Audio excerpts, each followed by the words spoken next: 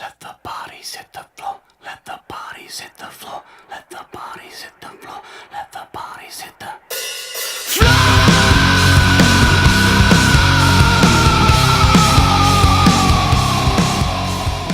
I'm Don Thacker. I wrote, directed, and edited Motivational Growth. I'm Adrian Digiovanni. I was the star of Motivational Growth. I was living in LA.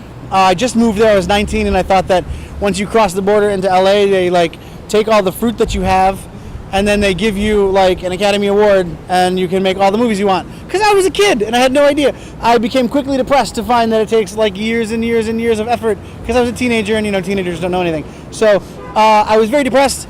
And found myself one night watching a television and thinking to myself that this is all that I have. Very melodramatic and 19-year-old. I then started tutoring chess and met a gentleman who wanted more from me than chess. And when I declined, he said, "That's cool." And then he went and did a bunch of drugs. And then he came back and he asked me if I'd ever thought that the cock in the bathroom was talking to me.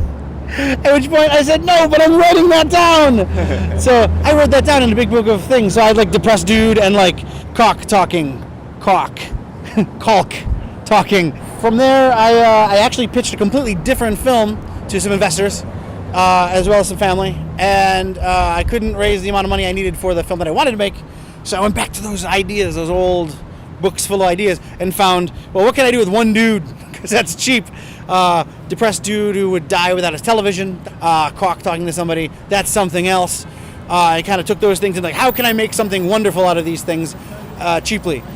So that's what we did. It took about 2 months pre-pro, and that was all not really knowing what we're doing pre-pro, trying to figure it out, writing it, and working it out, doing storyboards and everything. And that was all without the budget. We hadn't secured the budget yet. It was just in talks. When we finally secured the budget, we did a week of prep. And then we shot for 28 days out of a 29-day schedule. And that's with stopping 7 days in, firing a camera crew and getting a new camera crew. So we actually shot a lot less than we'd scheduled, which is very cool. My producer, who had the grace to marry me after we finished the film, she was unbelievable, as you can tell. On the day, all the creative, that's all me. But getting it done in 28 days and under time and under budget, that's all her. What we did have to do is we had to get all of the gross Ian done before we can go on the clean Ian. We did the first half of the movie out of sequence the way you would normally shoot a movie, but so we kind of shot it in halves. Basically anything that required him to have eight weeks of beard growth, we had to shoot all that at once. As far as any creature effects or any special effects, there were no VFX beyond cleanup and compositing. I had to sell the idea that this guy was talking to a large chunk of fungus, and I needed it to be visceral. I needed him to be able to lean down there and talk directly to the thing. That thing is the anchor. This guy, you have to buy him, and you have to buy all the stages of his life, and the only consistent thing in his life is this giant fungus. We need to make sure that it sells.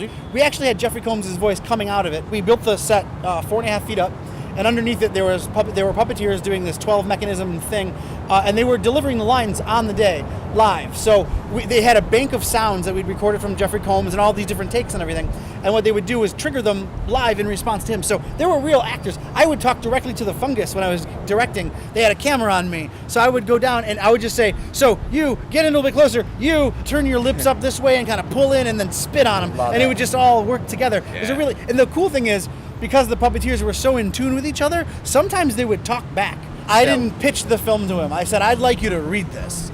So I just read it. And it starts out, if you read the script, it's a very brief, the script is a full 100 pages script.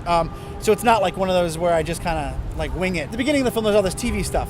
So I actually wrote actual commercial spots. And so it's really easy to kind of get into the script.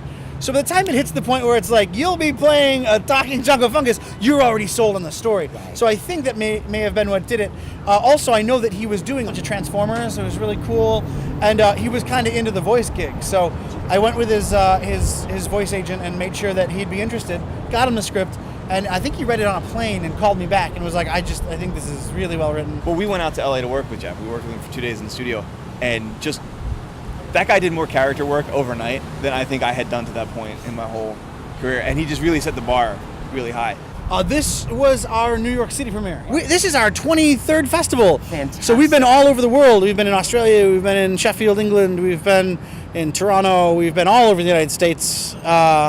So yeah, it's been long. What I like most about it, I think, has been the purity of involvement. I've seen all colors of the spectrum. Absolutely, We've got the party absolutely. festivals that are all just parties. We've got the super hoity-toity filmmaker festivals that ignore the people. And we got all this. It's everywhere. Very few festivals. I think this is probably the third festival only that I've been to where there's a perfect synergy of serving the public and serving the filmmaker. I feel like I had a public trust in my film. They were interested. They were advertised to appropriately. They knew what they were coming to see. They were primed for it. They loved it.